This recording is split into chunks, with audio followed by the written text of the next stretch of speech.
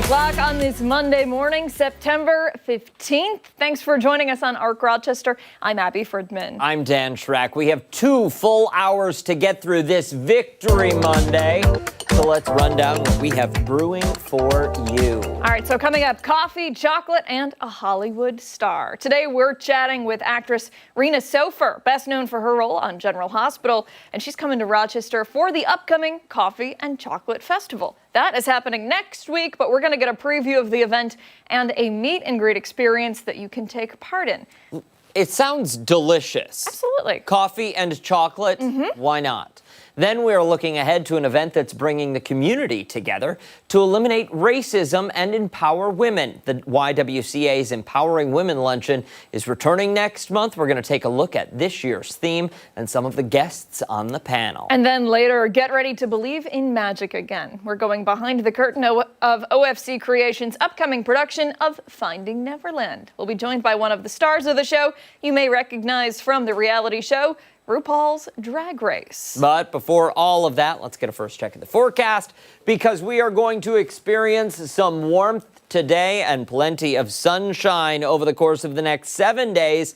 Meteorologist Marty Snyder is here, and we are talking about summer-like temps, Marty. That's it. Yeah, we're going to warm things up, and looks like we're even going to warm things up a little bit over upcoming days compared to where we have been.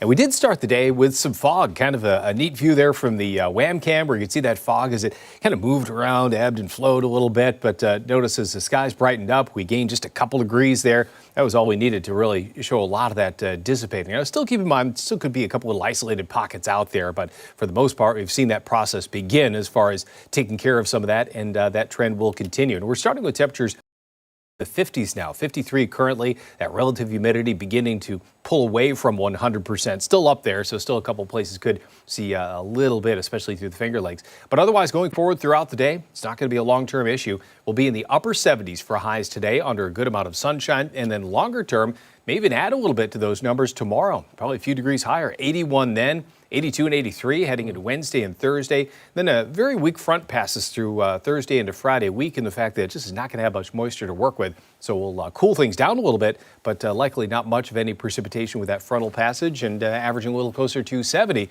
by the time we get into Friday in the upcoming weekend. So pretty warm over the next few days. In fact, 80s for highs, whereas the average is about 74 for that average high this time of year. Don't you wish you could just kind of like store it up? Yep. Just like save all the warm sunshine. I would make one change, though. Just move the Saturday temp to any other day this week, just so that we're having like an 83 on Saturday, you know? That would be nice. Yeah, that would be nice. like I wish I could schedule them like that. Yeah, flip-flop them. That would be nice. But yeah, like you say, Abby, I'd love to be able to save a couple of degrees here and there, you know, when we have a like ice in your driveway or something like that, just add a couple of degrees to be able to get rid of that in the winter. Yeah. Would be nice. I wouldn't be mad. All right, Marty, thank you. No luck. Nope. All right, let's go off the top now. We'll start off with some things that have piqued our interest. Today, I will start things off. There are very few people in my book who can get a free pass on things. You know me, kind of a rule follower. So I typically don't support people who go against the rules or break the rules, right? Like, why do you get a free pass? Well, in my book, these ladies get a free pass. 3 Austrian nuns have ditched the retirement home, and they're essentially squatting at their former convent. Sister Bernadette, who's 88, Sister Regina, who's 86, and Sister Rita, who's 82. They were the only nuns left at the Kloster Goldstein convent. It's not too far from Salzburg. They broke back into the building, which they called home, simply because they were homesick, and they really didn't want to leave in the first place at all. The 3 ladies were taken away from their home in December 2023 without asking. They were essentially just moved. To say they were heartbroken and outraged would be a massive understatement. That'd be like somebody just booting you from your home. They spent most of their lives there just to get tossed out. They taught there for decades. One of them was a headmistress, but slowly but surely the number of nuns began to go down and the community was dissolved at the beginning of 2024. Now, the nuns were granted so-called lifelong residency as long as their health and mental capacity stayed intact. But shortly thereafter they were granted this residency, they were moved to a Catholic living facility. Just a few days ago, the three made their great escape, all thanks to some former students. So they packed up their very few belongings that they had. They used a locksmith to get back into their old apartment, and they said, "We aren't leaving." Now, when they first arrived there was no water and there was no electricity.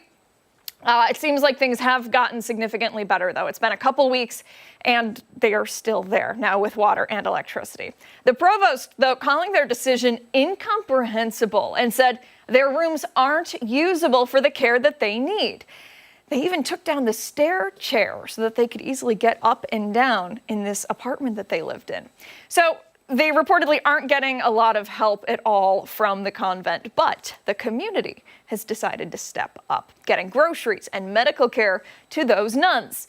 Now, even though they have fewer resources than what they had at that home, they are typically rule breakers, and they aren't typically rule breakers, I should say.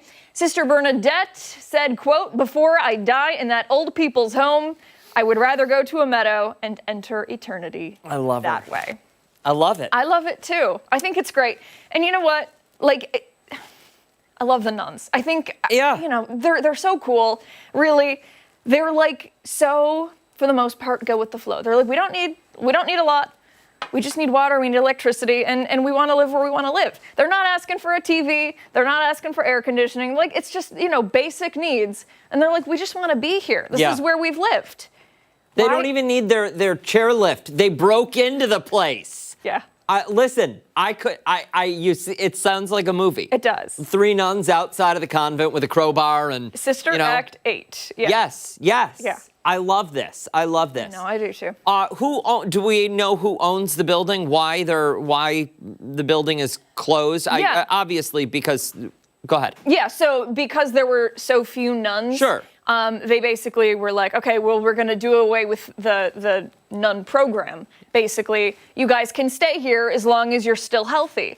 And then they were like, well, yeah, they're see, that's not fair. I know. You can't change the rules mid-game. I know. I'd like to know how it was determined that these ladies should be moved. Rally around these nuns, people. Absolutely. Rally around these nuns. They rally around everybody else. Sister Bernadette. She's an icon. I love the attitude. I'm not dying there. Nope. Love it. I'll go out to a meadow. Exactly. All right, let's move along to mine. And for my off the top this morning, I want to take you to Nice, or Tunis. 2 American tourists. Well, that's kind of what they asked for. A flight to Nice, France. Instead, they ended up heading to Tunis, Tunisia. A completely different country on a different continent. The story took off on TikTok with more than 3.5 million views. The original post read, quote, "When the airline employee misheard us when we said we needed a flight to Nice, France, and we landed in Tunis, Africa." Yeah, the comments, they poured in. One viewer heard the exchange in their head saying, "We're going to America. Africa. I don't know, Brittany." The other turned it into a skit. 2 tickets to Nice, please. Right? 2 tickets to Nice. Here you go. The creator replied, "That's exactly what happened." Others asked the obvious. Don't you book online? Didn't the gate say Tunis? Didn't your boarding pass say Tunisia? A gate agent even weighed in saying, "We announce the flight number and the destination. It's on the screen." Others said their anxiety would have kept them silent. I guess in that case, you just sit on the plane and I guess I'm going where I'm going. Meantime, on board, there was drama of its own. Viewers noticed a flight attendant swatting away the phone and a little girl smirking right there in the next row, watching this entire situation play out. One person wrote, "Everyone just watching you like it was a live TikTok." Some even defended the confusion, saying, "To Nice out loud, it can sound a lot like Tunis," because it can. And then there were people defending the destination, saying Tunis is beautiful. Another commenter wrote, "Beaches, mosques, market, gorgeous." Not everyone, though, was amused. Some people wrote, "Get off the plane, you're delaying everyone." Another added, "This is not fine print. This is just not reading anything." In the end, the pair did post the final video from the airport in France, so they did look a little silly, yes, but 3.5 million views later, if that account was monetized, this wrong turn might turn into their most profitable geography lesson of their lives. So here's the question. If you make a gaffe like this and recorded the entire thing, do you hit publish? One, you're risking looking a certain way. And I don't want to, you risk looking a certain way. You know what I mean. But that mistake could mean a ton of money. What do you do? I'm not doing it. Yeah. Listen. I don't know that I could. I don't know that I could. I get upset if people just look at me the wrong way. It hurts my feelings. If I had 1 million people commenting on social media that they thought I was dumb, no amount of money could fix my mood. What are you looking at? Oh, man, never mind. It's Mark McLean. Mark McLean over there. He made a face of, I missed it. I didn't see the face, but he made a face. Yeah, I don't know that I could post it. I don't know that I could post it. I don't know that I could be so dense, I think is a nice word, maybe. Look, mistakes happen. Absolutely. But I would not post I mean, the it. McAllisters left their kid at home. Like more than once. More than once. But yeah, I don't know. I think you get on the plane, you sit down, and if you are recording it for whatever reason, no, you don't post it. Or just go on the trip. Yeah. Yeah. Commit to the bit. Yeah, Tunisia. I hear it's gorgeous this time of year. I hear that All too. that snow. Stick around. We've got so much more to come here on ARC Rochester, including when we come back, we're checking in with Chris Lopez, who is live having some fun at the Strong Museum. Don't forget, take us on the go wherever you are. We're streaming live on the 13 Wham YouTube channel at foxrochester.com. We're back after this.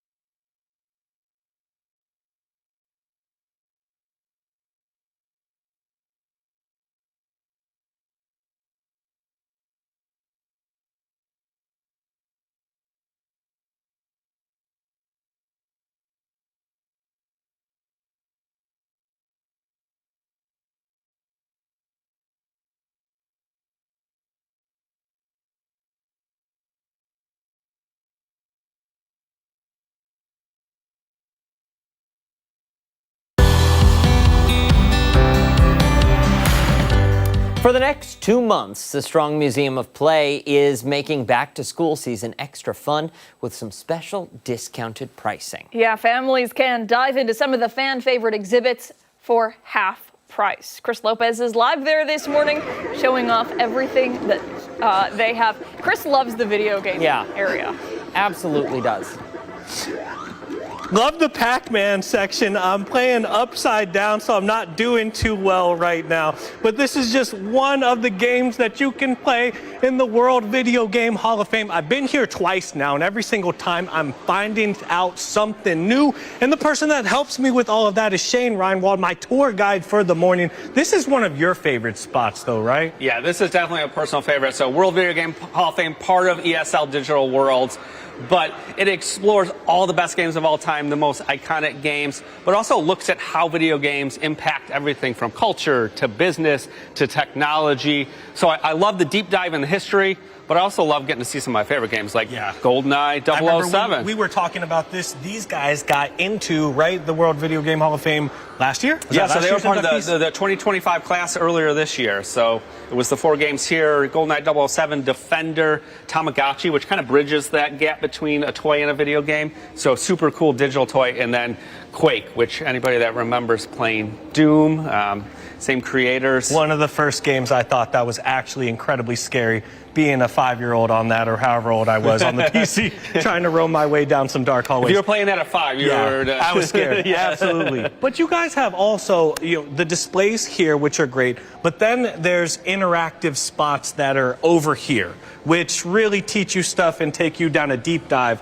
of, let's say, Street Fighter. Well, that's what's great about what we do here. So obviously, as a museum of play, we want people to play and interact, to get their hands on these electronic games.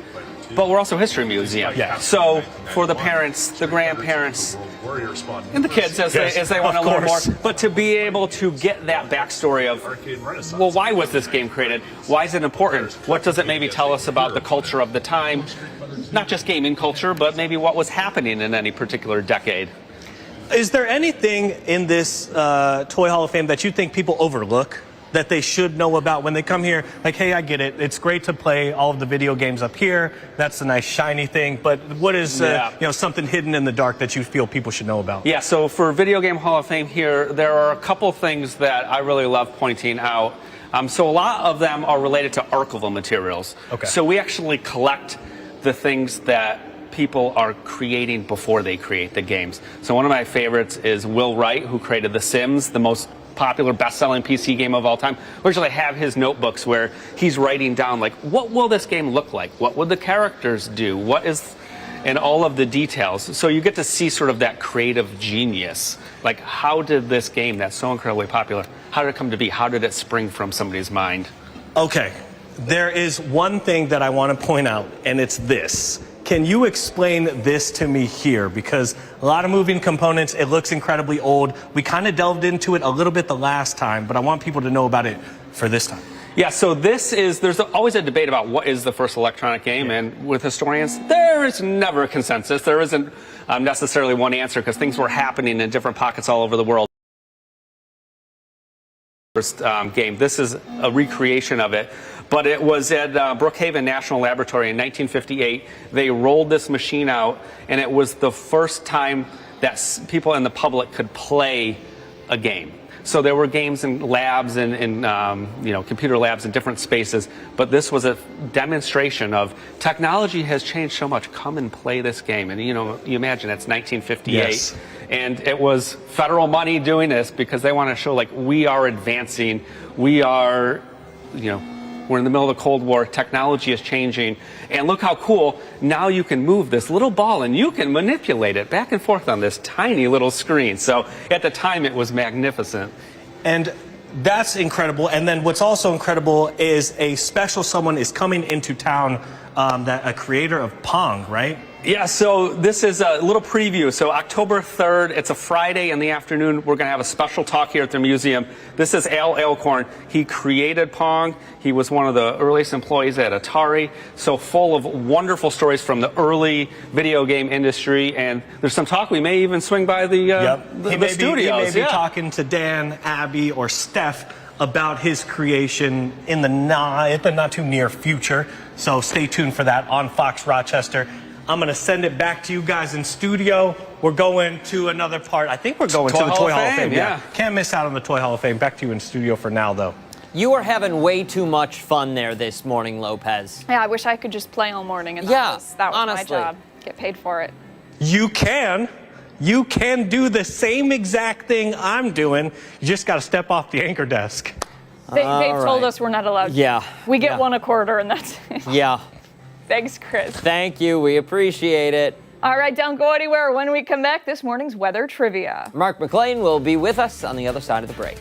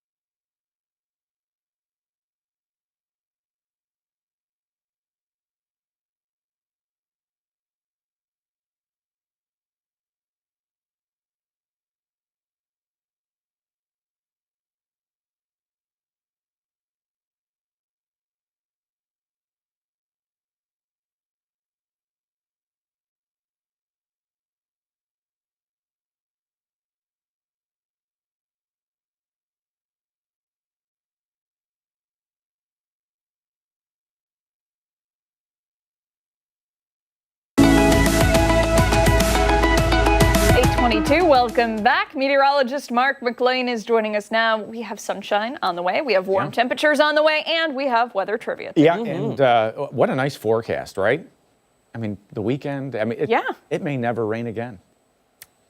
Listen, that was extremely optimistic for you. Yeah, that's not great. We need it. Yeah, we need a bunch of it, right? Yeah. Yeah. So maybe not so optimistic. Sooner rather than later. I'll show you. We were out at Casa Larga yesterday. I'll show you a picture of some of the grapevines. You could see visibly what the drought is doing to some of the crop out there for the grapes, and for everybody else, it's just a crispy lawn. I mean, it's unbelievable stuff. But one thing that we had today, lots of fog. We had fog this morning, so I figured, hey, why don't we talk about fog for weather trivia this morning? And there's different types of fog and weather. What is the name of the type of fog that moves? Is it upslope fog? Is it dense moving fog, advection fog, or radiation fog? I got it. Boom, done. I think Dan's got it too. I think so. He's narrowed it down. Narrowed down. Radiation fog sounds scary. Yeah, and we'll talk about that too at 9 o'clock. Radiation fog, that kind of sounds like what you had a couple of months ago. It sounds like something that would come out of a nuclear reactor, doesn't it? It does. It does, but it's does. It's not. It's not. So we'll have the answer at 9 o'clock, so stick around for that. But weather-wise, not a lot happening, but there's some of the fog that we had through the early morning hours. It was such a thick dew on everything this morning. It was on the inside and the outside of the car windshield. It was one of those commutes where everybody driving in from the west side had to slow down because of the low angle of the sun hitting that. And it was even on the inside of the screens of the house. That's how soupy the atmosphere was earlier this morning. But right now, it's sunshine, 53, southwest at 5, and it's going to warm up nicely from that temperature in the low 50s. We're going to actually end up in the upper 70s late this afternoon. So check this out for late summer warmth. How about some 80s? Tuesday, Wednesday, Thursday. It doesn't have the same feel this time of the year, right? because it doesn't have that humid, humid That little punch to it. kick to it. Sunshine is still nice, though. I feel like that no matter the temperature, it just kind of makes everything feel better. It's good for you, at least in moderation, just like everything, right? Summer's back, and summer's it just won't let go. Look at this, through the end of summer, which is sad to talk about.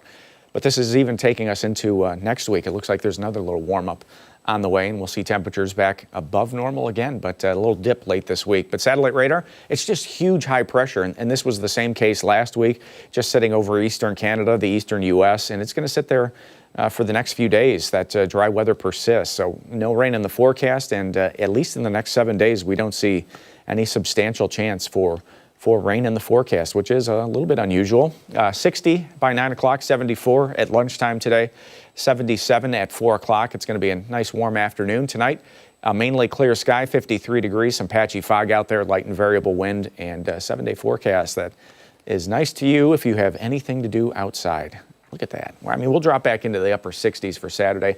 But we've got the Dolphins in town Thursday night for the Bills. That's going to be a nice little forecast for that game right there. I have a question. Yeah. You're going to the game, yes? Sure.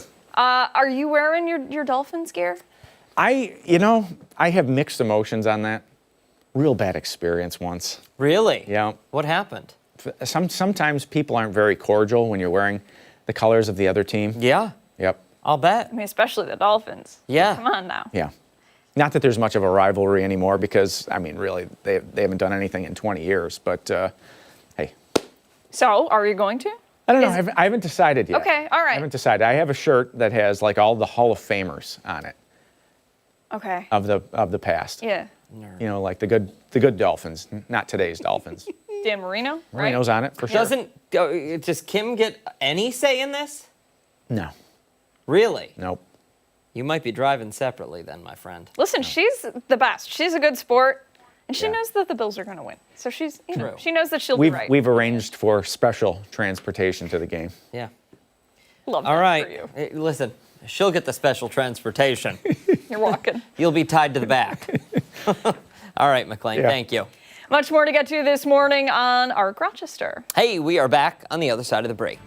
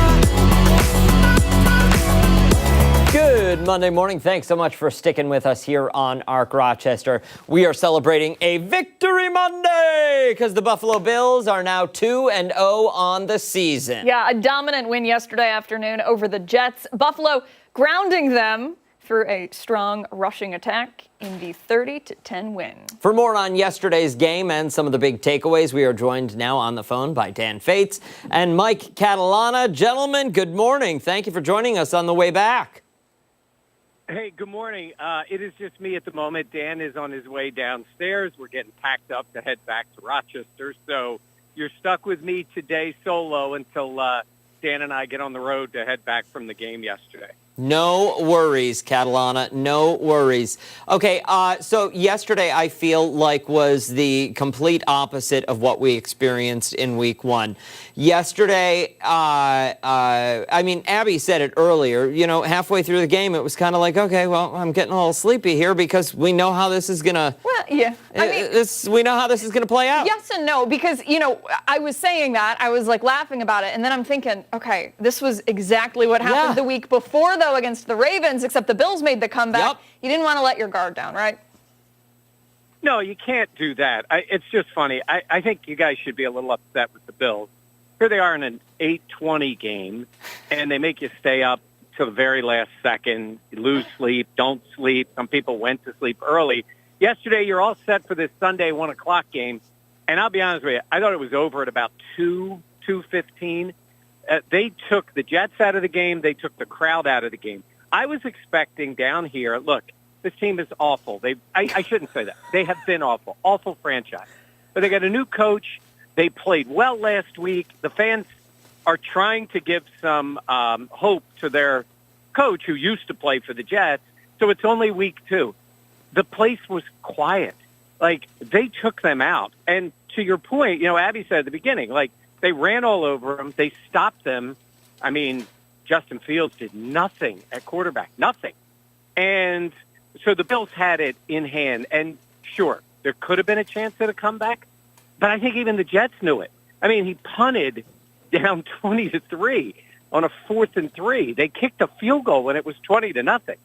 And I think this comes from the way the Bills played, because I think the Bills, you know, sort of like took their heart away very early in the game, and you could see that it wasn't going to be a comeback. You know, Mike, I don't want to overstep here, but it seems like in previous years there have been a couple altercations on the field between the Bills and the Jets. I'm thinking specifically of Deion Dawkins, if I'm remembering correctly. Yes. Not the case this time around, though. Do you think it's because the Bills were kind of like, all right, well, there's no use in rubbing it What's the point? in their face? A little big brother, little brother, yes. But it's so funny. We're talking right now. I just was looking over the interview I did yesterday and was with Deion. And, you know, I'm a big Instagram guy now and TikTok, so that's where we're putting all this stuff. But I have Deion talking about how much he respects the Jets. What? And he's like, they played hard. And then I looked at him, and you'll hear, I said to him, you're complimenting the Jets? He goes, yeah, I know. Crazy, isn't it? And then he went on to say, I respect some of the guys. They played hard, even though it wasn't working for them. It's a little big brother, little brother. Like, hey, kid, you tried hard. You know, go get an orange slice and get ready for next week. That's the way they treated them on the field. But he did, yeah, there wasn't a lot of pushing and shoving because, I mean, they did bloody Josh Allen's nose, which is kind of funny because that wasn't any sort of dirty play. It just happened, and he got hit on a run. But in the past, that might have caused a brawl amongst the Bills and the Jets. No, it's funny that you said that because I kept waiting for that, and it just never happened. His performance yesterday, no touchdowns. Yeah, I think they got to do something about this kid. I mean, he didn't throw for one. He didn't run for any. Mitch Trubisky came in and threw one really nice pass. Maybe it's Mitch's turn, right? Get him in there with the offense. Oh, my God. It's funny. What's going on with Catalana today? You okay? It's a limited amount of sleep down here. It's only happened 8 times in his whole career. The first 3, I said yesterday in the air, were before he became Josh Allen, right? He was just this guy that's the quarterback, and then he became Josh. It's happened in a couple of losses. The only other win was a game against the Jets. This is kind of amazing because a lot of guys throw touchdown passes in almost every game, but it doesn't happen. I mean, Josh almost always seems to run one in. And it's funny, we were talking to a couple of the players, they're like, how about Josh with no touchdowns? And McLean was like, Josh had a touchdown. And he goes, no, he didn't. They're like, wow, it's kind of crazy. But, they're just so used to it. Honestly, the run game, could he have scored? Sure. At the end of the game, he could have run it in. They gave it to Elijah Moore, who used to play for the Jets, and they wanted him to get back at his old team a little. But it's kind of wild. We had to go through the stats and go, this just doesn't happen. And it happened last year, I think, in that Ravens game, the bad one that they lost.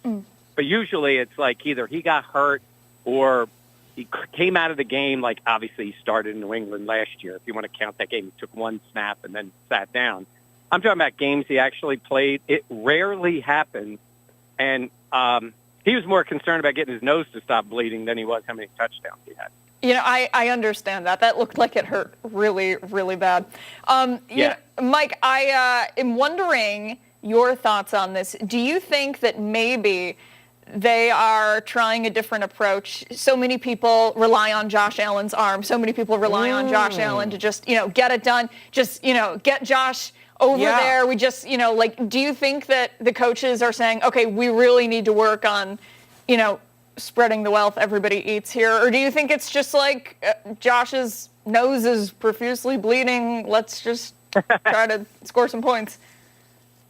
I think there's a little of both. Like, they do want to be able to move the ball and score points. It's not necessarily like the Elijah Moore play was a handoff. It could have, if he did it slightly differently, it would have been a little pass, and it would have been the same touchdown. They would have scored, and it would have counted as a scoring touchdown. You know what I mean? I don't think they went out going, we don't want this ball in Josh's hands as much. Like, they know they have that in their pocket all the time. Again, think yesterday it was more like it was kind of refreshing to see they didn't need Superman or anything close to that yesterday because they dominated the line of scrimmage, both sides of the ball, which was an issue last week. Now, the Ravens are a lot better team than the Jets, but it's still going on the road against the team in your division that's trying to prove something. And I thought they dominated the game on defense, maybe, certainly more than offense. I mean, Joey Bosa was great. The defensive line was great.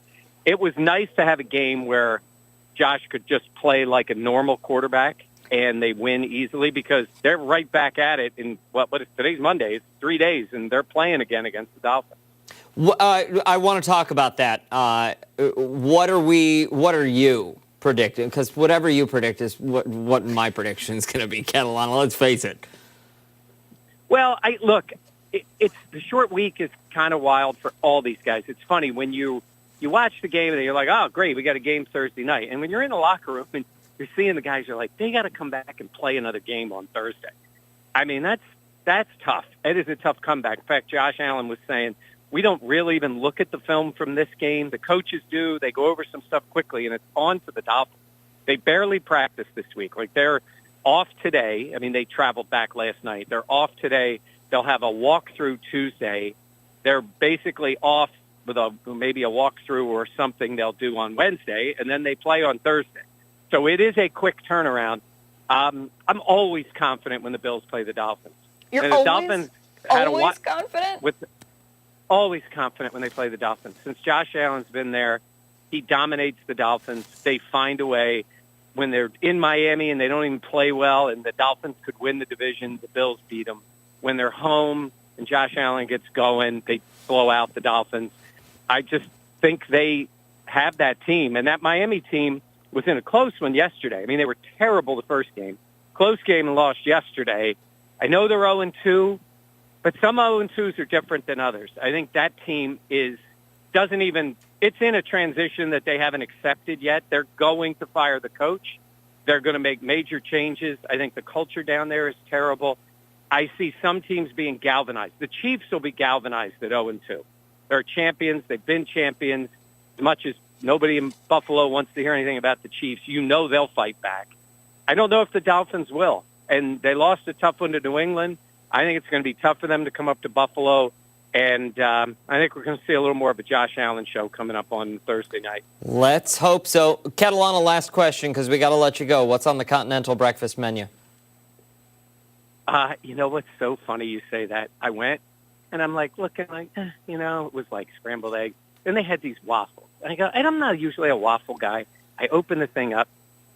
They're in a thing, but they're basically cold.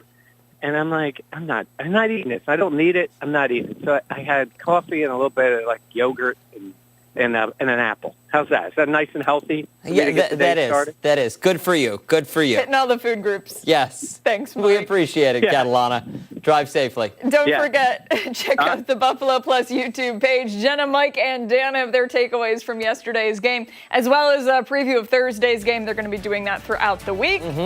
Don't forget to check out that YouTube page now. Yeah, scan that QR code. You'll get there right away. Stick around. A lot more to come right here on ARC Rochester this morning, including when we come back. We're once again going live to Mr. Lopez, who's bouncing around the Strong Museum of Play. Don't forget, take us on the go wherever you are. We're streaming live on the 13 WHAM YouTube channel and foxrochester.com. We're back after this.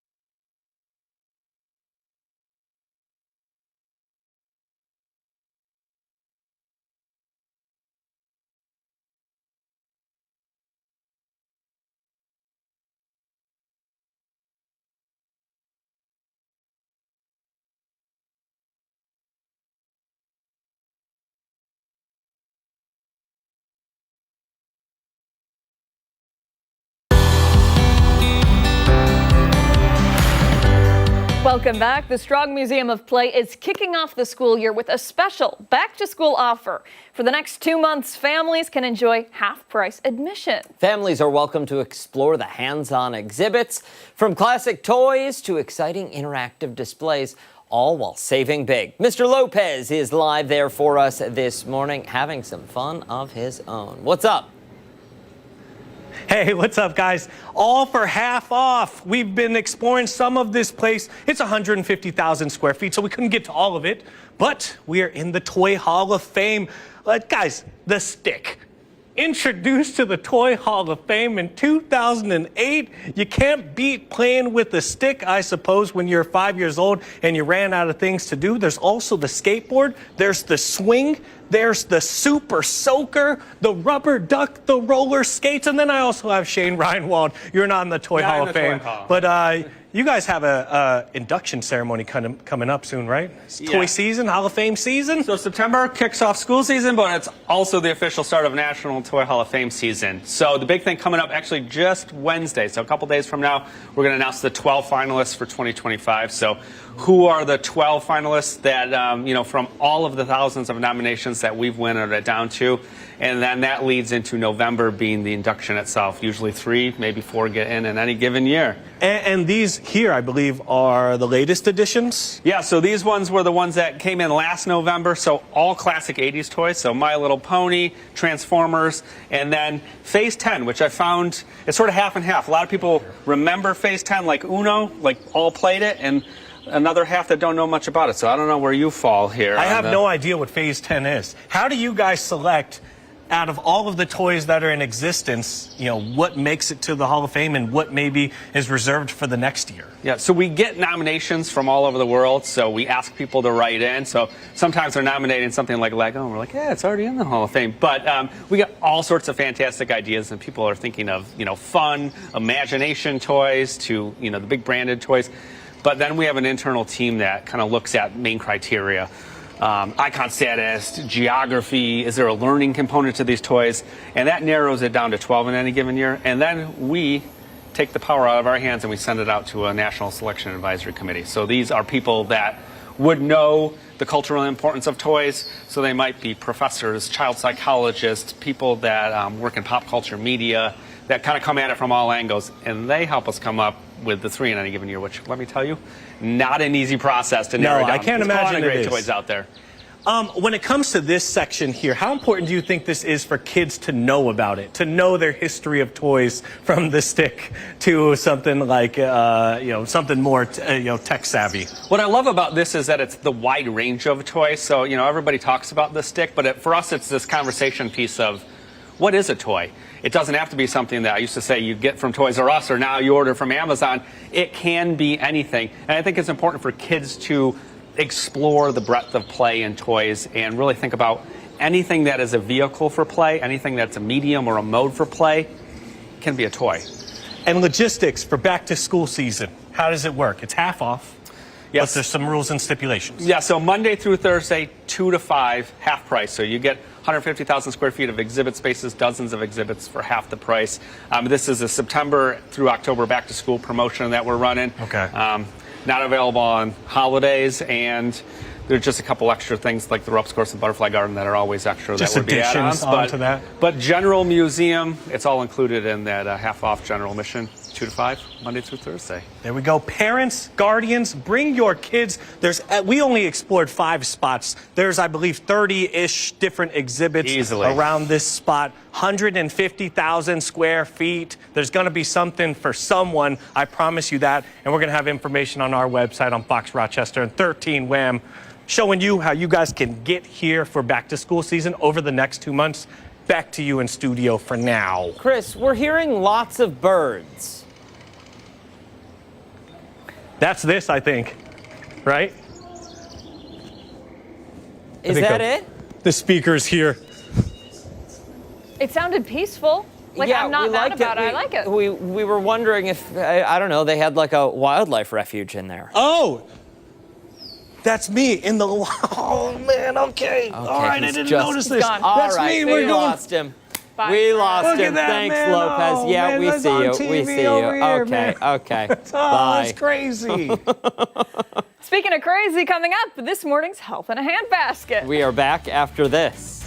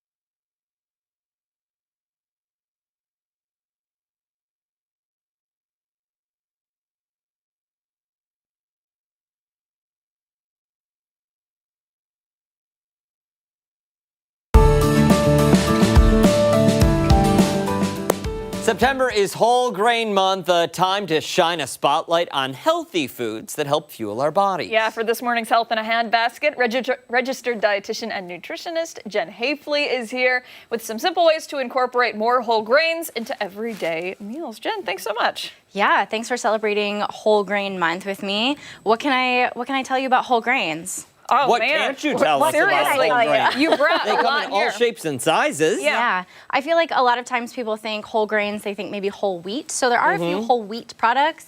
So thinking about products that are taken from the grain of, spoiler, wheat. And those tend to be a good baseline for whole grains, but there are a whole bunch of other things, pun intended, whole bunch of other things. It wasn't my best work, I'm sorry. No, but that's You okay. get points. It's early. It's Monday. So there are other whole grains, such as we were talking about this one. Popcorn is one of my favorite foods, and people, well, clients of mine at least, sometimes forget that popcorn is a whole grain. Yeah. So we think about a grain being the bran or the outer part, and then the endosperm being that fluffy white part, and then the germ being the seed in the middle. It's easiest to see with popcorn. So that's how you know you're getting all of the benefits of that grain. Popcorn, I think a lot of people just say, oh, it's a snack food. Yep.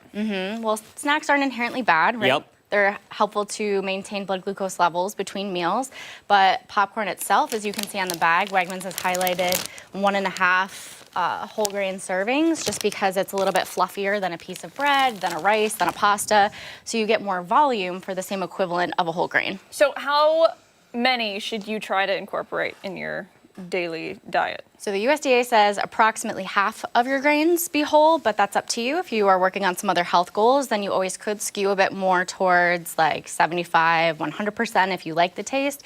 But if you are, let's say, for instance, a white bread kind of person and you're like, I don't really love whole grains, then try and aim for at least half.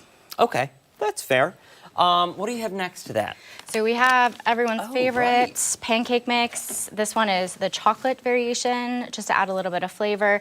And I like this one specifically because it adds a little bit more protein to your breakfast pastry items, but it does offer some whole grains in this mix. Yeah, love that stuff. And I like, they give you a couple suggestions on the back too for like muffins and other Oh, things really? that you can do Yes. with it. Yeah. What do And they there? have it on the website too. So my favorite Chocolate one cake. Yeah.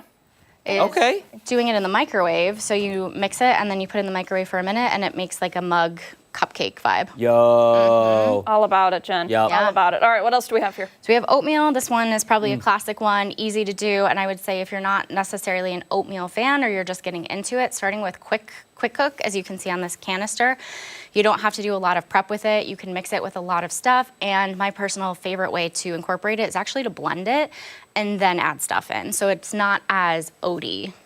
If I can make love that a word. The texture of oatmeal can sometimes freak me out. Yeah. And I don't know why. It's just like I don't know, it's a texture thing. So that is actually really, I might have to try that. Yeah, give it a try. Steel cut is delicious. I love steel cut, but again, when you're trying to throw it together, you don't typically have time to cook those oats. Exactly, yeah. So that's why I like the quick ones. All right. And then we have classic Honey Nut Cheerios, so an easy one to grab in the morning if you don't have that time, doesn't take any cooking.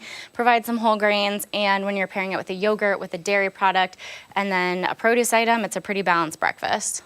Very good. Is it only the Honey Nut Cheerios because they've got all of those different flavors? Yeah, it's all of the Cheerios. This one just happens, in my personal and humble opinion, to be the most best? tasty. Okay. Yeah. That's fair. That's fair. Any cereal. Any cereal in my house, gone like Can't that. do it. All right, what is this? Granola. No, I'm sorry. Rice. Rice. Yikes. Yeah, so we have rice as a blend. So again, thinking white grains or wild rice variations. This is a bit mixed together, so you don't have to go all in on a wild rice or a whole wheat variation of something. You can also do a blend. So I thought this was a good example of trying to incorporate a little bit more whole grain without necessarily going full in if that's something taste-wise that you're not a fan of. All right, our final two, we're running really low on time. Yeah, so we have rice cakes, a vessel for other stuff in Can my we personal do opinion. rice cake in the different flavors, like with the chocolate on Yes. them? That's okay? Yeah. Okay, good. Yeah, they're all made from rice, which is a whole grain. So we're looking at, again, focusing on the whole piece of the grain and not just the fluffy white part that is pulled out. Okay. And then pita. So again, another example made from wheat. There's your Amazing. sandwich. Very good. Your wrap, if you will. Yeah. Jen, thanks so much. Hit them with the socials so people can learn more. It's rdnjen.com and Instagram at rdnjen. Excellent. Much more to get to this morning on Arc Rochester. We're back right after this.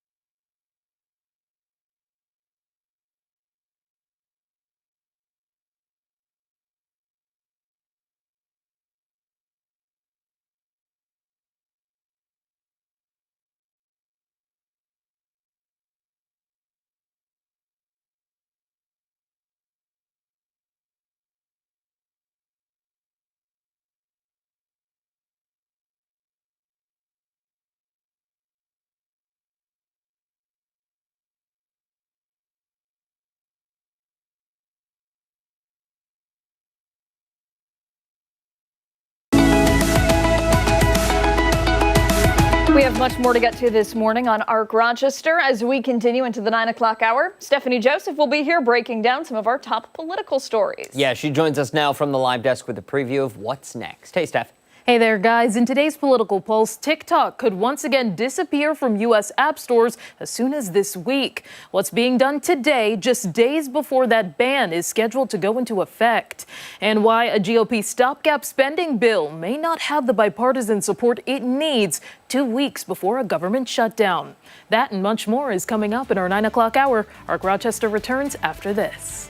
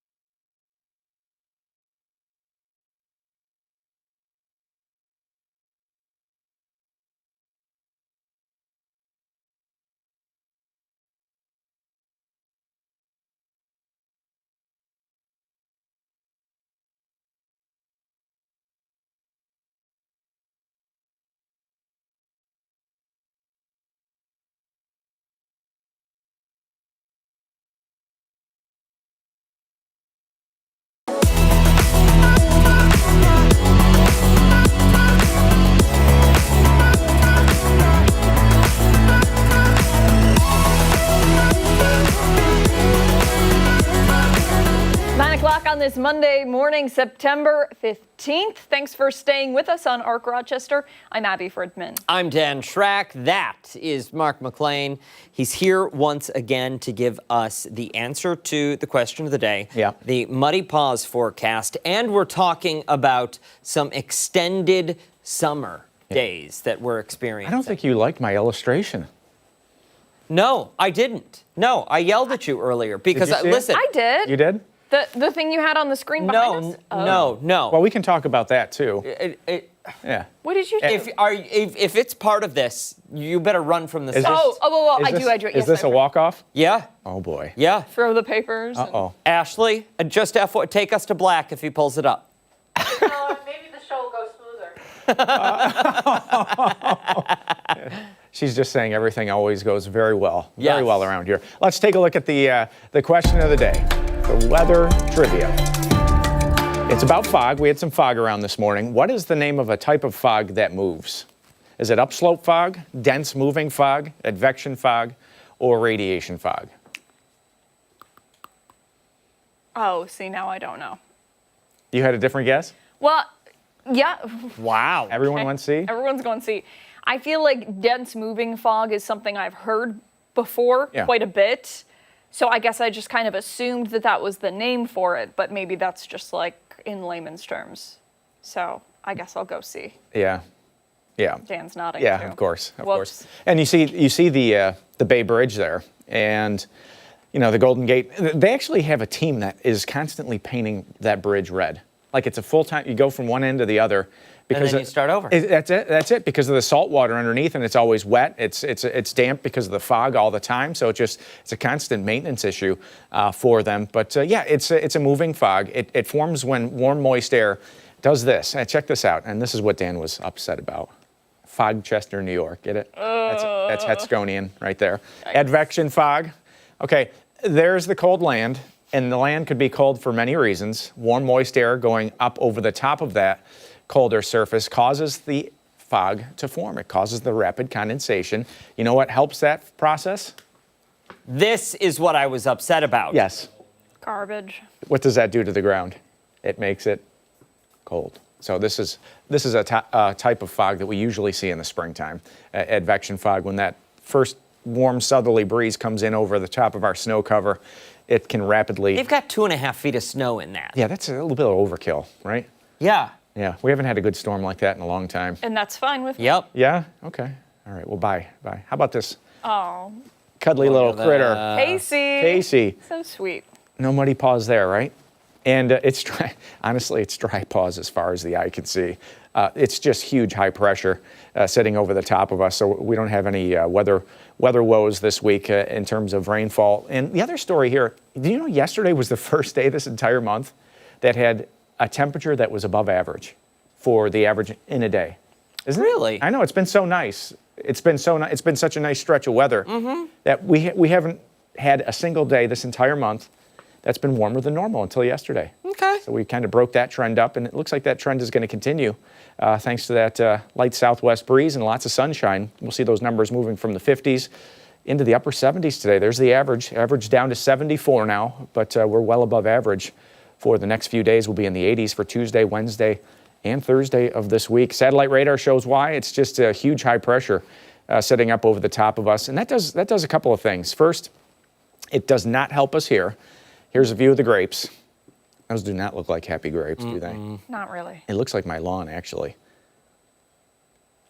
The lawn is bribing the dog at this point. What do you mean? To pee on it? Oh, I see what you mean. Okay. Gotcha. Golf forecast, nice and dry for you.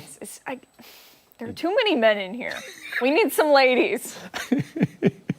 Well, that's fun. 76 at 1 o'clock, 77 at 5 o'clock. Overnight tonight, we're going to drop back into the 50s. That temperature dropping back to about 53, some patchy fog once again. And the other part of this forecast that was very interesting to me this morning, and will be again overnight tonight and tomorrow, is how thick the dew was. And you guys are in even earlier, so it probably wasn't as thick when you came in, but the dew covered everything. And on the car windshield, the car was a 15-mile drive. The car was not dry when I pulled into the parking. That's how thick the dew was. And, you put the windshield wipers on, you get the dew off the windshield, but the sun glare coming in with the sun rising in the east, if you're driving in from the west and you have that, it slows traffic. Oh, Traffic was absolutely. slowing down just because of that. And you could see on the inside of the screens even, some of the, it didn't rain obviously last night, but you could see how much condensation had taken place on the screen. I was shocked by that when I woke up this morning, one of our windows that was open. Pretty wild. Yeah, interesting. All right, let's 7 days. point out the depressing news. I mean, it's so pretty. It Come is. on now. It is That's pretty. like, and some of the trees have already started changing color around here, Yeah. which is really nice. And you know what? We have to experience this so that we can get back to summer at some point. Yeah. We got to go through all of them. I like we got 4 seasons. 2 more. One of our seasons is a little long, though. It's a touch long. Just a touch. Yeah. I don't know. Nothing you can do about it. Different huh? You strokes for gotta different embrace folks, it. right? Go leaf peeping, right? That's a huge thing. Yeah. You Great festival. Great Yep. festival. Yep. Pumpkins, apples. Yep. Just, go outside. All that stuff, mums. Yeah. Bundle up if Kale. you're cold. Yeah. You're not buying it. No, sorry. Nope. 9:07 this morning. Stick around. So much more to come here on ARC Rochester, including when we come back, we're learning about a very special guest in attendance at this year's Coffee and Chocolate Festival. Yeah, don't forget, take us on the go wherever you are. We're streaming live on the 13 Wham YouTube channel and foxrochester.com. We're back after this.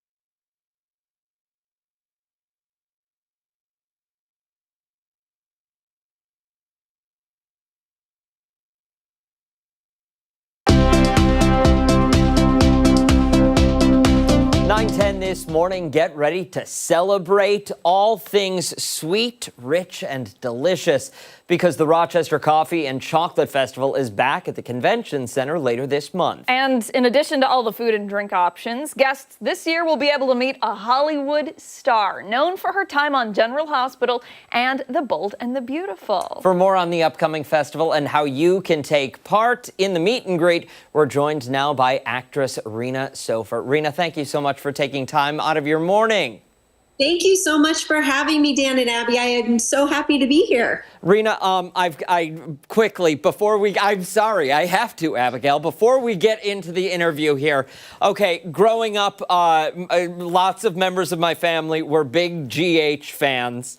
And I used to have to watch after school so that I could answer the phone and give reports to people who were still at work as to what happened on the program. And you were also on Seinfeld, which is my favorite show of all time. So thank you from a big fan.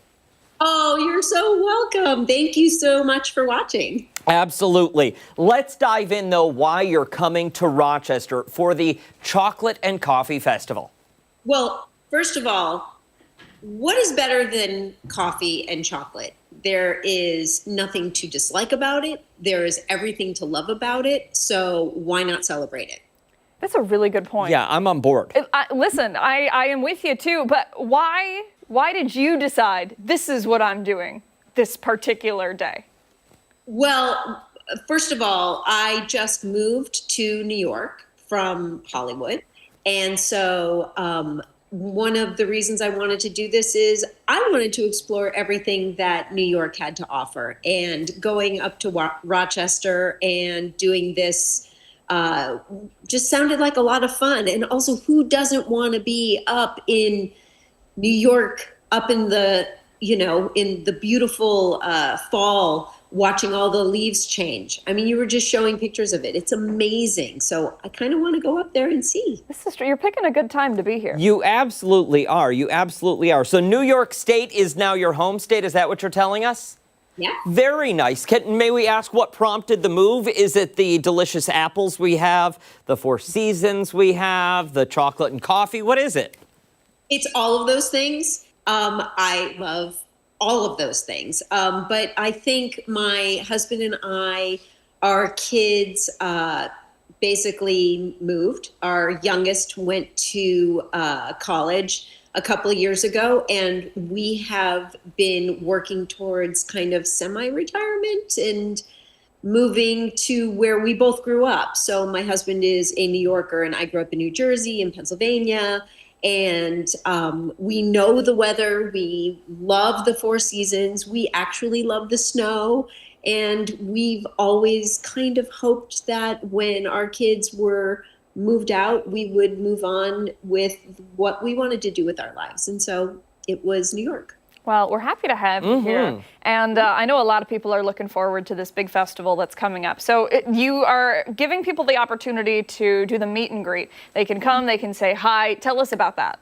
Well, here's what's great about it, because a lot of when you do meet and greets with celebrities that come to certain events, you got to kind of pay extra to get in with the celebrities, to get them to sign your whatever. That is not this event at all. You pay to get into the Coffee and Chocolate Festival, and I am part of all of that. And we get to schmooze with everybody, take pictures, autographs. Obviously, I'm going to have a lot of explaining to do about what my character is up to right now on General Hospital, because I'm kind of in trouble with everybody. And I get to just kind of hang out with the fans. And there are 2 sessions that I'm there for, but it's from 11 to 7 on Saturday, September 27th. And there's also, just tons of different vendors giving so many people all the information and tastes of different coffees and chocolates from local areas and around the world. So it's going to be really fun. Listen, with all that caffeine and sugar, it's going to be one of the quickest meet and greets. Yeah, seriously. Everyone is exactly. It's going to speed right by. It's going to speed right by. What are you looking forward to most in the upcoming months, other than the winter and the snow here in New York now? I have bought so many coats over the years living in Los Angeles. Great, wonderful wraps. I've never been able to wear them. I cannot wait to wear all of the things I have bought over the years. I'm so excited. And also just fall. I mean, fall is one of my favorite times of the year, and I get to be smack dab in the middle of it. I'm very excited. Excellent. Well, you know, hey, if you're looking to get rid of any of those coats. Yeah, listen. Bring them by. Come on over. Yes, absolutely. We'll give you the address. Listen, when you are in town, please come by the station if you get an opportunity. It would be great to see you. We'll have you on the show in the morning. Rena Sofer, thank you so much for your time this morning. We greatly appreciate it. I really appreciate you having me, and I hope to see everybody on Saturday, September 27th. Very good. Wonderful. We hope so Thanks too. again. All right, don't go anywhere. When Arc Rochester returns, Steph will be here with this morning's political headlines. Your political pulse coming up next.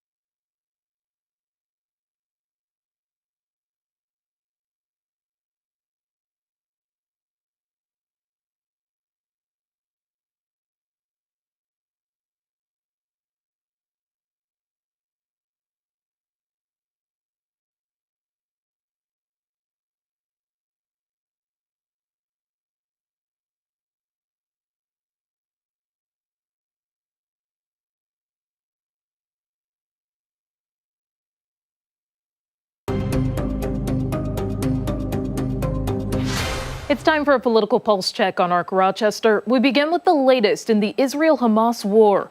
Secretary of State Marco Rubio landed in Israel yesterday to meet with Israeli Prime Minister Benjamin Netanyahu. The PM has been under scrutiny after Israel's recent attack in Qatar targeting Hamas leaders. Qatar has been a mediator between the country and Hamas to bring an end to the war. Netanyahu stood by the strike earlier this morning, saying sovereignty does not apply to Qatar. He claims the country gave a, quote, base to terrorists, and every country has a right to defend itself against people who would kill their citizens. Netanyahu and Rubio are expected to talk more about this. Now, he says the U.S. is focused on what role Qatar can play in achieving that goal. I don't know of anyone who would not rather see a negotiated settlement in which Hamas agrees to no longer be a terrorist group, lay down their arms, free the hostages, by the way, not just the hostages that they're holding from Israel, but frankly, the people of Gaza that they're also holding hostage as human shields. So that would be the ideal outcome. Also this morning, it appears that the future of TikTok in the U.S. could soon be decided. U.S. and Chinese officials are meeting in Spain to discuss trade and the app. Without a non-Chinese owner, TikTok could be banned again from the App Store as soon as this Wednesday. Now, this stems from a bipartisan law passed last year. Lawmakers believe the app poses a threat to national security and data privacy. President Trump has already extended the deadline to find an owner 3 times. Last month, he said he would keep doing so until there's a new buyer. And speaking of, an hour ago, President Trump commented on today's meeting. In a post on Truth Social, he said, quote, "The big trade meeting in Europe between the United States of America and China has gone very well. It will be concluding shortly. A deal was also reached on a certain company that young people in our country very much wanted to save. They will be very happy." He added that he will speak to China's president this Friday. Also, House lawmakers are expected to vote on a stopgap spending bill. Republicans would like to keep the government open through November, but the White House is calling for a longer extension into January. Democrats say their GOP counterparts need to negotiate this time to get enough votes. They're sounding the alarm over health care, wanting the budget to address concerns like Affordable Care Act tax credits. We will not support a partisan spending agreement that continues to rip away health care from the American people. Period. Full stop. If they try to jam something down our throats without any compromise, without any real bipartisan discussion, they ain't going to get the votes. House Speaker Mike Johnson says he's committed to avoiding a government shutdown. He also says Democrats are, quote, playing games. So if there's any Democrats who are trying to suggest that they want to shut the government down, we're going to do everything possible to prevent that from happening. It does not behoove the country. And we may need a short gap funding measure, a CR, for a short period of time to allow the negotiation to continue. President Trump is setting his sights on Memphis, Tennessee as his crime crackdown continues. Now, last week, Trump announced intentions to deploy the National Guard there. Right now, it's still unclear when that would happen. A date has not been publicly disclosed. The city's leadership seemed blindsided by the announcement. Apparently, Tennessee's governor discussed a plan with the White House to help fight crime in Memphis. Now, the mayor, Paul Young, was part of those talks, but says he did not ask for the National Guard to come. The authority to call the National Guard lies with the governor and the president. And so as mayor, my goal is to make sure that if they are indeed coming, that we have an opportunity to drive some of the decisions around how they engage in our community. Closer to home, Governor Kathy Hochul is now endorsing Zohar Mamdani for New York City mayor. In an announcement, she called the self-described Democratic Socialist a, quote, leader focused on making New York City affordable. Hochul acknowledged their past differences, but said Mamdani shares her commitment to public safety and expanding opportunities. This comes months after Hochul declined to back him immediately after his primary win earlier this year. And be sure to stay with ARC Rochester for your top political headlines. We're back after this.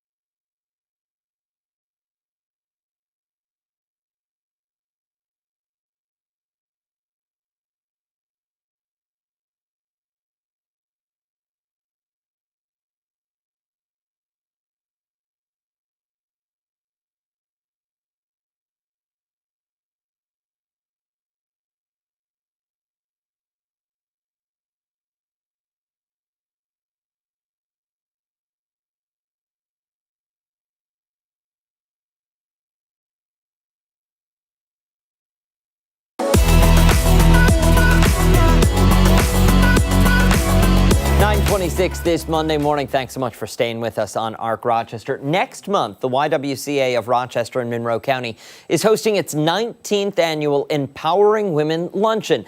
And this year's theme, Power Up. Highlighting empowerment, advocacy, and the strength of collective action. This morning, we're getting a closer look at the upcoming event and how you can get involved.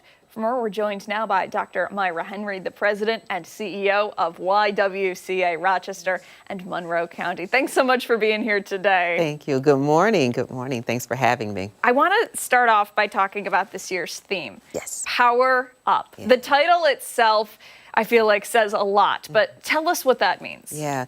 So the YWCA is a legacy organization in Rochester. We've been around 140 years providing housing and advocacy and support services for women and families. And it takes all of us and all of our collective power and our collective energy to provide these services and support the work of the YWCA. So that really is the core of the luncheon and what we want to convey. We want everyone to come, everyone to get energized, and everyone to leave with the idea of our collective sense of power in changing changing our community. For someone sitting at home saying to themselves, I've heard of the YWCA, but I don't know exactly what goes on there. Yes. Tell us about the work you do. Yes. So the YWCA has evolved over a century, right? We've shown up since the 1800s through wars, through pandemics, through social crisis and ills in our community, really to support women, girls, and families. And that has changed over time. So today's YWCA looks like housing, it looks like shelter services for the unhoused, for unhoused women and children that we have in our community, as well as support services, wraparound services, and education and vocational services as well. You know, as you kind of lead the charge here with this organization, it's got to be so great to see all of the work that's being done to support those in our community who need this support. For somebody watching at home who's thinking, I really could use some help here, what would be your message to them? So the message is Rochester is a very giving and loving community. So there are lots of resources where folks can reach out. If it's a woman that finds themselves unhoused, I would say for them to look at ywcarochester.org. We can help you. If I may, can I share a short story and just what that looks like at all times? The one thing I love about the YWCA and my team members there that we're always working and we always represent our brand and who we are. I was at a local restaurant recently and the waitress, the server who helped us, she was expert at her job. She did it very well. And at the end of the service, she turned around and she said, I was with about a dozen other people. And she said, does anyone have a place to stay? I'm paying about $500 a week for a hotel and I don't know where to go. Now, she didn't know me. She didn't know what I did. And I just quietly reached in my purse and handed her one of my cards and said, call me. And within about 3 weeks, my team and I were able to get her into shelter. And then she was able to find an apartment on her own with services from the YWCA, furniture and everything. And this is a woman who had nothing but was working 2 full-time jobs. So this is how we show up to help the people in our communities right where they are. I don't care how you got there, but what's important is that we can help you today. That is remarkable. What is it like experiencing, living stories like that and seeing some of these women turn around and lead prosperous, incredible, and powerful lives? Yeah. It gives power to the work that we do. Right, going back to our theme of Power Up, it gives us encouragement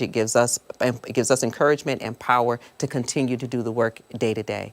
I often say this is the hardest work I've ever done because it pulls at the heartstrings, but it's the most rewarding when we know that we've provided a home, a safe home for a mom and children, or we've given a woman, again, who's working 2 full-time jobs, her own apartment with her own key, where she says, this is my space, and I work for it. It is wonderful. Let's talk about the luncheon. Yes. We're running low on time here. The 19th annual luncheon. Yes. What can people expect? You can expect motivation, inspiration, and just an all-around good time. It's called the Empowering Women Luncheon, but we invite everyone to come in and participate. Our guest speaker, we're excited. We have an icon in the midst of us with MC Light. She is going to drop some jewels and nuggets and just what it means to be an entrepreneur, a philanthropist, an entertainer, and a woman who has evolved over time, much like the YWCA has. That's really incredible. If someone sitting at home was saying to themselves, okay, I need to take part, I want to take part in this, or I can't make it, but I would like to learn about other ways I can help the YWCA, how do they do that? Yeah, so they reach out to our website at ywcarochester.org, and that's ywcarochester.org. And you can find all the information about the luncheon on the 1st and how to get involved as a volunteer or to donate. Beautiful. Wonderful. Thank you so much for your time today, and thank you for all you do for those in our community. It is greatly appreciated. If you're interested, we'll post all of the event information for you on foxrochester.com. 9:32. Stick around. When we come back, a lot more coming your way here on Arc Rochester. We're taking a trip to the second star to the right and heading straight on till morning. Yeah, don't forget, take us on the go wherever you are. We're streaming live on the 13 Wham YouTube channel and on foxrochester.com. Stick around. We're back after this.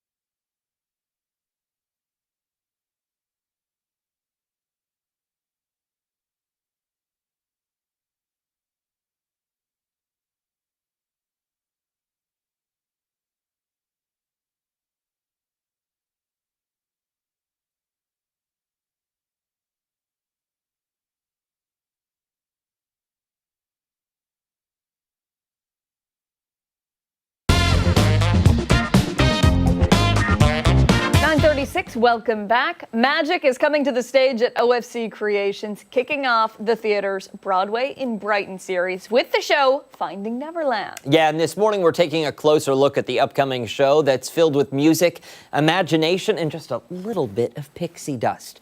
For more, we're joined now by the star of the show, Ross McCorkle, who you may know as Rosé from RuPaul's Drag Race. Thank you so much for waking up bright and early and coming in. We appreciate it. Of course, thanks for having me. Absolutely. So let's dive into the show first. The show we're here to talk about, Finding Neverland. Yes. Tell us, for somebody sitting at home wondering, what is it about? Give us some insight. So Finding Neverland is the story of how the Peter Pan was written. It's about the playwright and what he was going through and what inspired him to write the story that has now, touched so many lives. It's like one of the most famous stories in the world. So it's like a behind the scenes moment about this man and these children he meets who inspire him to want to never grow up and get back in touch with his inner child. That's amazing. Yeah. I'm sure a lot of people will be able to relate to it in some way, shape, or form. Oh, absolutely. Tell us about how you've kind of connected the dots and brought that into your own life. Well, the character and I actually are, on paper, really similar. We're both Scottish men. I'm from about an hour away from where he is from. We're both artists. We've both found some success, and we're both going through huge transitions. And I love kids. I really love kids. I have 3 nieces who mean the world to me, and I was just with them a few weeks ago before rehearsal started. And I'm having just the best time, actually feeling really inspired by how much these incredibly talented boys in this show, who are between the ages of 10 and 12, how much they love performing and how unfazed they are by, anything but the task at hand, which is just to stand on stage and be in the moment and be a star. It means the world to them. And it's just so nice to, it's just like the show. I watch them and I remember why I started and why I do this. That's really incredible. That's really incredible. And that's got to, I would imagine that also helps you in the acting process because you're working opposite people who are, albeit young, but very into their work. Yeah. Yeah, it's by far the most exciting part of their day, if not so far one of the most exciting times in their life, to be in this big show with all these adults, who are, esteemed actors, people who've been doing this in this industry for years. But they really keep up. They're so talented. They're so talented. They're really amazing. I imagine you're going to get a great turnout for this show. For you, what is your favorite part? Like, you're getting ready, you're preparing, and you're thinking to yourself, man, I can't wait for this specific part. Of this show specifically? Yeah. Well, we're still in rehearsals, we're still building it, but my favorite, there's several parts. It's the big group production numbers with the kids and with the entire cast, with the ensemble on stage, because the sound is gorgeous. We have this great big choral sound, and there's just something about the people in this show and the way it's written that it really touches you, and it elicits magic. So, which is what the story is about, So it's a really special piece of theater. But yeah, the group numbers are my favorite for sure. For someone sitting at home who says to themselves, okay, gotta go, gotta take the family, gotta see the show. We kind of touched on it a little bit. Magic, imagination, a little bit of pixie dust. What else can they expect as audience members? Well, a heart-wrenching story about a mother and her 4 boys and what they go through as a family and how love heals them and how life isn't always, sunshine and roses, but we make it through. It's a really great family story. That's excellent. There's a lot of journeys that happen with lots of the characters. And a good show to bring the family to? Absolutely. It's like, I don't know that my wee nieces will be able to come up because they're in Texas. It's quite a journey, but I would love for kids to see these kids and be inspired. I'm inspired by these kids. That's incredible. Yeah. That's incredible. I mean, you're selling it very well. Yeah. You're selling it well.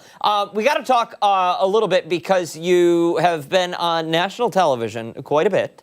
in RuPaul's Drag Race. What season did you appear? I was on season 13 of RuPaul's Drag Race. What was that experience like? It was life-changing. It was, at the time, the pinnacle of what I wanted and where I wanted to be. So it was probably the highest, goal, tangible, feasible goal that I have set for myself that I attained so far in my life. So it was a dream come true. And, it opened up so many doors to me. I was an actor and a singer before I started doing drag. And, in those days, doing a show like Finding Neverland, playing a role like J.M. Barrie were a dream. And so to have a bit of presence alongside my name, underneath my name now, to, inspire someone to bring me up here to perform this show, it's opened doors like that as well. It's not just, making way for more drag, but more opportunities for me as an actor, as a singer. I've traveled the world. I've met so many people. I've performed for so many people. So it's wonderful. It's been a great part of my life. That is wonderful. Yeah. Well, we're so happy for you, and we're so happy to have you in Rochester. The dates, when does the curtain open? We open next Thursday, the 25th, and we play for 4 weeks. We close October 19th. You can get tickets at ofccreations.com.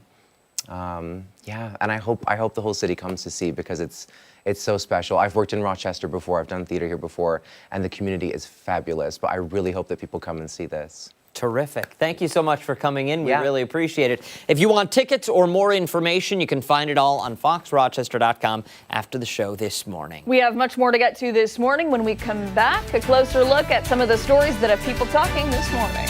We will be back on the other side of the break. Perfect. Easy. All right.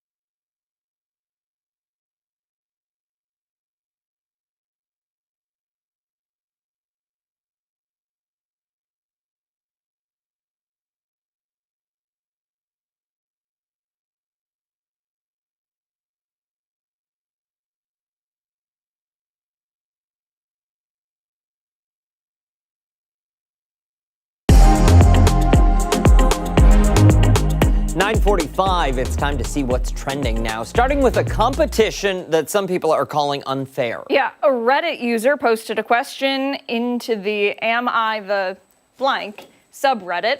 He explained that a local restaurant hosted a spicy food competition with free wings as the prize. The man explained that thanks to a genetic quirk, he doesn't feel the burn from spicy foods the way most people do. So he kept that a secret. He entered the competition and he went on to win. Yeah, the man goes on to say that his friends guilt-tripped him, demanding he give the coupons back and admit to cheating. The man said he doesn't want to give the prize back since the wings are so good and that he won one way or another. Commenters on the Reddit were pretty split, I guess. Those who said it was cheating said he should be ashamed and allow those in pain to receive the award. Those who said it was fair told him to just keep on doing it. A moral conundrum. What do you do? Listen, it's a gift. If you don't feel the heat, sorry, unless it's in the fine print that you have to disclose that information. No, that's not cheating. Yeah, know? I just don't think it's. I don't know. I think it might be. I do because some people, the other people entering the competition, don't know that you have this advantage, and they're burning their mouths and their esophagus and whatever, and I don't know. I just don't think it's nice. But we're playing soccer. Okay. And you're a better soccer player than me. Yeah. We go into this and I think, we're probably about the same, and then you end up kicking my butt. Yeah. You have an advantage because you've been playing soccer since you were 10, and I just started last week. Do you need to give your medal back? No, I think if I had an extra leg and was using 3 legs to play soccer, and I'd be like, what? I was born with 3 legs. And But so I would see that you have 3 legs, though. You know what I mean? I guess. I don't know. I just think, I think it's, I don't know if I'd say be ashamed, but No. I doubt that the wings are going to be that good. I think his friends are just upset because he wants to go and use the coupons on himself, and he's not willing to take them with him. Yeah. Hottest wings I've ever had. Barbill in Buffalo. Have it used to be called the suicide sauce. I don't know if that's still called that. My brother-in-law dared me one time. He said, I'll pay for all the food and the beer if you can eat one of these wings. I have to be able to see bone. And I did it, and I cried so hard. I thought I was going to die. I actually thought that my heart was going to explode. We're sitting there, the Barville in Clarence in Lancaster, or just outside of Lancaster, just sobbing. Did they call EMS for you? No, but the hostess was very nice. She was like, can I get you anything? And I was like, just all of the ice that you have. It was so worth it, though. It was like a really big You bill. won, and he paid. He did. Yeah. You know what? That's what mattered. No complaints there. No. Hey, let's move on to a new one-of-a-kind bar that has some people demanding it become a new trend. A new bar in D.C. has become the very first bar to be a cell phone-free bar. Ooh, it's Hush Harbor. It's a new pub that just opened this month that has customers lock up their phones. The owner spoke to a local newspaper about the original concept, and he said he was inspired by his mother, who used to tell him stories of former Black American slaves who would meet up in wooded areas to share stories and connect with others to avoid detection. The bar leans into presence, community, and connection, offering a unique hospitality experience. The owner said he recently received a little bit of backlash on social media about this creative approach. Some people left poor reviews complaining the rule felt pretentious, and they were upset they couldn't be immediately available to bosses of babysitters. What? Maybe bosses or babysitters? What did it say? Oh, bosses. Okay, got it. Okay. Others say they loved the dining experience and even encouraged other restaurants to try out the cell phone-free dining. Guests shared that Polaroid cameras are passed around to capture memories. Playing cards can be provided upon request, and the music is lively, upbeat to get everybody moving in their seats. You don't like the rules, don't eat there. Yeah, don't go. Why, you're going to leave a nasty review? Get out of town. Yeah. Go to a different place. Yeah, exactly. It's not that hard. Go to Denny's. Use your phone, look up a different restaurant. That's exactly it. That's exactly it. And of course, the guy gave the interview to a newspaper. He didn't give it to a blogger. Yeah. Have you heard of the bean soup rule? No. Bean soup theory? It's like a video posted on social media. Somebody made a bunch of bean soup. And one of the comments was like, what if I don't like beans? Yes. And everybody's like, yes. Don't make the soup. Don't make it. Don't eat it. If you've got a problem with the cell phone free restaurant, don't go. All right, let's move along to a crazy story that is disturbing on many levels. A doctor in the UK was caught in a compromising position by a pretty shocked colleague after he left a patient under anesthesia to go and have relations with a nurse in a nearby room. The patient was undergoing gallbladder surgery removal. According to the reports, the doctor told his colleague he needed a comfort break halfway through the operation. Stop laughing. Another nurse who was working on the same floor had begun to prepare equipment for the next procedure when she walked into another room and caught the doctor and an unidentified nurse rolling in the hay. After being stunned with what she saw, she turned around and walked to the exit doors. Eventually, after being gone for 8 minutes, the doctor returned to the operating room and completed the operation. The woman who discovered the doctor later went on to report the matter, as she should, to her boss. Thankfully, no harm came to the patient while the doctor was absent. The doctor did not deny any of the accusations. In a statement, he says that though his behavior was inexcusable, he and his wife had been having issues since their daughter was born prematurely and was going through a stressful time. You can't just throw these curveballs in, Ashley. I report facts. The doctor also asked that he resume his career after this one-off error of judgment. A hearing is set to continue this Friday on whether he is fit to continue to practice medicine. This is wild. This is horrible. This is a horrible story. Is wild. What are you doing over there? Just he's literally hiding because he's laughing uncontrollably. What set him over the edge was the 8 minutes. 9:53. Don't go anywhere when we come back. It's our final thoughts. Back after this.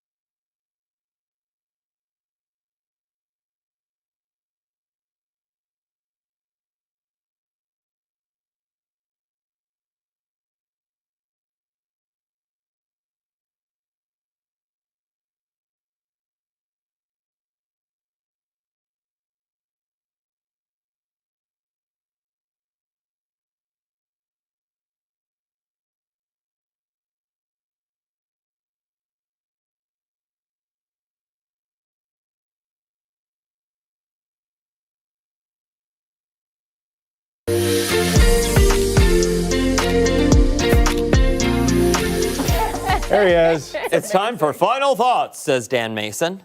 Oh my God. Look at that.